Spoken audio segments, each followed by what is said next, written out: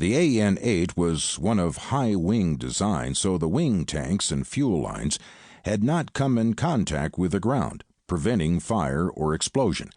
However, damage to the fuselage was extensive. The steel cage holding the Tiger, like the driver cages in race cars, had protected its occupant from mortal injury. The broken bone in the Tiger's left shoulder was very painful, but not completely debilitating, since the bone was cracked but not separated. And though the cage was strong enough to not crush, it was misshapen, enough to have popped the door off its hinges, freeing its occupant. The Tiger, a large male weighing nearly 700 pounds, had not eaten for days, ever since its capture in Primoria, a federal district of Russia bordering the Sea of Japan. The encounter took place on a mountain slope facing east towards the Amur River. He had been shot with a tranquilizer gun that put him to sleep in less than a minute, which was plenty of time to reach the shooter and rip off his right arm. He had been kept in a drugged sleep ever since. He was carried down the mountain, slung upside down from a long pole on the shoulders of 7 men. It was quite a load, since there was supposed to have been 8 men, but they were 1 short. The shooter did not survive the traumatic amputation of his right arm. They didn't bother to carry his body down the mountain. The huge Tiger had been stuffed into a steel cage and loaded onto a truck that took him to a remote airstrip where his fateful plane trip began. The 7 men had been paid handsomely. On the black market, a Siberian tiger, or more properly an Amur tiger, was worth more than his weight in gold, and 700 pounds was a lot of weight. Transporting a tiger destined for being butchered and processed for medicinal purposes, it was best to keep it alive. Dead, it would need to be frozen or at least refrigerated, and just after killing, its precious blood drained as well. Freezing the whole animal intact was also problematic, so skinning and some butchering would probably have to be done before transporting. All of this required heavy portable refrigeration or freezer units and a generator to power them. So, alive was much simpler. Alive, all you needed was a cage. So this magnificent specimen of an endangered species made it all the way from the northern mountains of Primoria to the northern mountains of Alaska, injured but very much alive. But to stay alive, he would soon need food. The injured man sharing the cargo compartment with the Tiger knew most of this. This was not his first rodeo in the care and feeding of tigers. Before getting into the business of transporting illegally captured tigers, he had worked many years at Zompak-Zagorod, the state zoo in Vladivostok.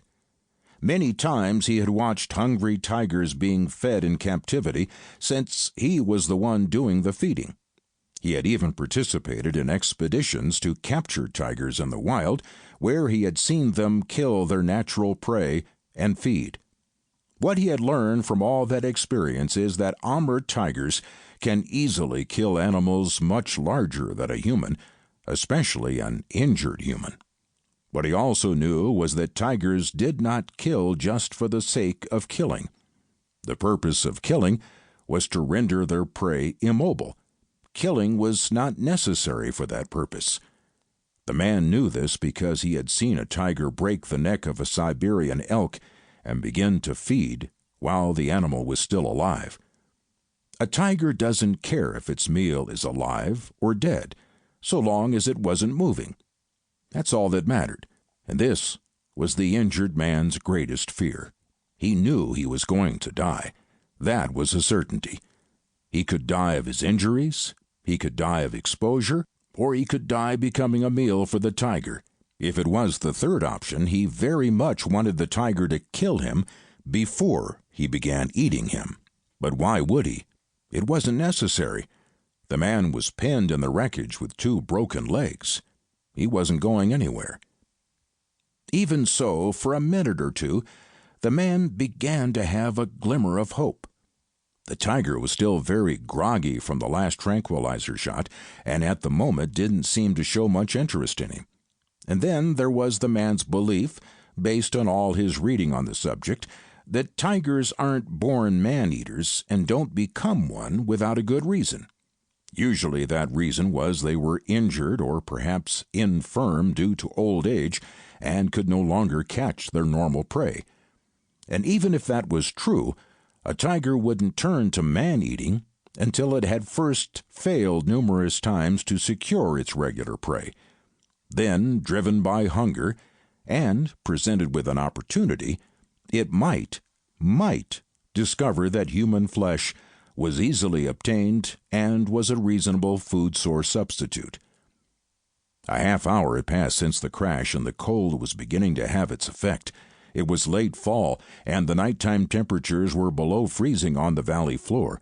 At the crash site up on the mountain ridge, already covered with permanent winter snow, the temperature was in the teens. The good news, the cold was reducing the pain in the man's legs. The bad news, he was beginning to shiver, both from cold and fear. The tiger could care less about the cold. His heavy coat was made for this, and he was definitely now fully awake. He stood up and shook himself, but that drew a growl. He was hurt. He took a step, stopped, and growled again. This was not good, thought the man. He was hoping the tiger would be more interested in escaping and going off in search of food. Realizing that he was injured made the tiger look at the man with renewed interest. Then the man heard something even more frightening than a growl from a tiger's throat. He heard the growl of the tiger's empty stomach. The man began to yell and thrash around with his arms despite the increased pain the motion caused in his legs. At best, his yelling and thrashing might scare off the tiger. At worst, maybe his thrashing would convince the hungry beast that this easy meal lying before him needed to be killed first before eating. The tiger wasn't impressed. As the man's thrashing became more violent and his yells turned to terrified screams, the tiger slowly limped towards him. Despite himself, when the tiger was standing over him, the man stopped moving, literally frozen in horror at what he thought was about to happen. He was right.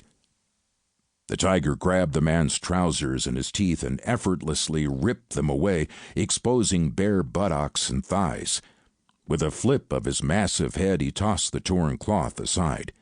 Then, oblivious to the man's screams, the tiger began to feed. To keep listening to this audiobook, I've left you a link in the description so you can do it, at no cost thanks to Audible's 30-day free trial.